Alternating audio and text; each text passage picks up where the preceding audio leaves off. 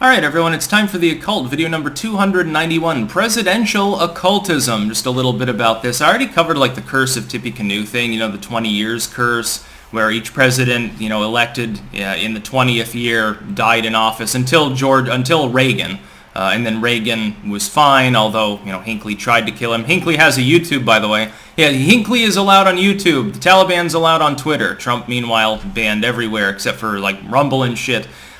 You'll remember that Ronald Reagan's wife actually was deeply involved with occultism, hired psychics and shit. I think she was talking to Edgar Casey for a while to try to keep Reagan safe from the curse of Tippecanoe. Well, it seems to have worked, although Hinckley's poor shooting abilities might have played a little bit of a different role. If he'd had a higher caliber weapon, Reagan probably would have gotten splattered, so people were thankful for that. Anyway, that's not the only example of occultism within the presidency. There's like a dozen books that are just about Abraham Lincoln's own particularities with regards to this. His wife, who sort of went nuts later on in life, it's like she lost all of her sons except for one, who I think became a senator for a while. She lost all of her kids. She lost her husband. And she actually got into spirit photography later on. And a lot of it comes from the first ladies more than the presidents themselves. I would hazard a guess that especially in the more modern times among more traditionalistic politicians like the Bushes or something, at least in name, traditionalistic, I think that they do the same thing, like, hire the psychics and shit. I think they dabble in the same things and just aren't open about it as much. Like with Nancy Reagan is sort of like, in the 80s, like psychic shit was kind of hip, so it didn't really matter as much. You get certainly an occult connection with Trump, because the entire presidency was predicated on frog memes and memetics and things of that nature. This was, I think, beyond just a meme. I think there is genuinely something to it, because I have spiritual beliefs. But the history of presidential occultism is fascinating also, and this is something that almost nobody knows.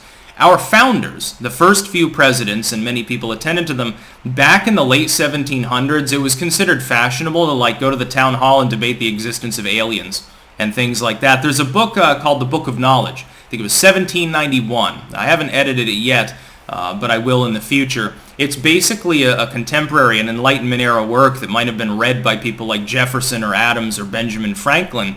And it talks about all sorts of things. Zodiacal lore, the idea that things had order, definitely played a role among people who were, philosophy-minded at the time.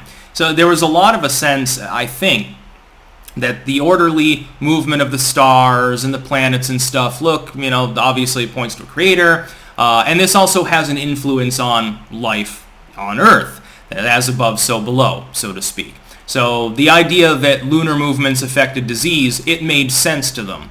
This lingers on well into the 19th century, in some cases even into the 20th.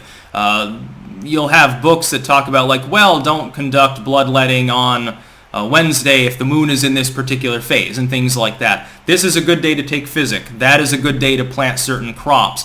This sort of farmer's almanac stuff later on gets transmogrified. The literature, if you this is an obsession of mine. If you study the evolution of occult literature over time, in that era you get works that combine all of these things together, just like grimoires from the 17th or 18th centuries. Bric-a-brac style, they compile all of these different things. Then you move into the early 19th, and you get things like powwows, Albertus Magnus Egyptian Secrets. The Petit Albert kind of straddles the line, and that's, of course, it's from the 1700s. You get these works a little bit later that sort of cut out the high magic material, but retain the prayers for protection, the folk cures, the zodiacal lore, the fortune-telling, and consider them vaguely scientific at the time. And so with the presidency, over time, you've got to understand that many of these presidents at their little parlor parties would have had spooky games. They would have played with Ouija boards. They would have conducted astrology. They would have drawn up natal charts and shit. They would have talked to psychics and magicians and so forth. They're no different than other heads of state throughout time. Typically, there were court magicians, sorcerers, alchemists, whatever, attendant to various significant royals and nobles for hundreds and hundreds of years. This tendency came from Europe and entered the United States, what became the United States. Our earlier presidents thought of it as philosophy. They thought it very scientific. You get herbal simples and things like that in the 19th century, the 1830s, if I remember correctly, the Thomsonian method, or 1820s, thereabouts. Healing specifically, of course, one of the big things.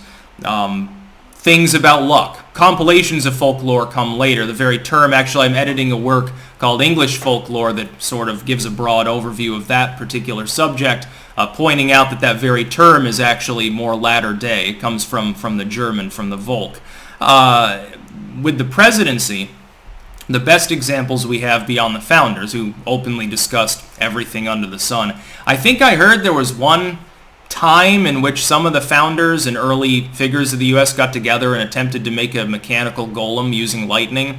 This may be a latter-day Frankenstein-esque adaptation of the sort of things they were up to. Talking about maybe Ben Franklin floating kites in the sky during a thunderstorm or something. That may be an exaggeration, but I can't remember where I heard it. Then you have Lincoln. He was probably the most superstitious president of that era. From the founders up through literally like Reagan or something. Believed in ghosts. Had visions of various kinds. I edited actually a work called, was it Abraham Lincoln Practical Mystic or something like that, about these things. He constantly had bizarre dreams, and his wife usually would be the interpreter, just to be clear. There's a famous spirit photograph, I believe, of Abe Lincoln's spirit next to her in the spirit photography sessions. Appears to have been faked, but people were into it. And another thing, and this holds true for the occult in general if you study, again, the literary tradition. Any new technology is always adapted for spooky purposes. So the telegram certainly was, the telegraph rather.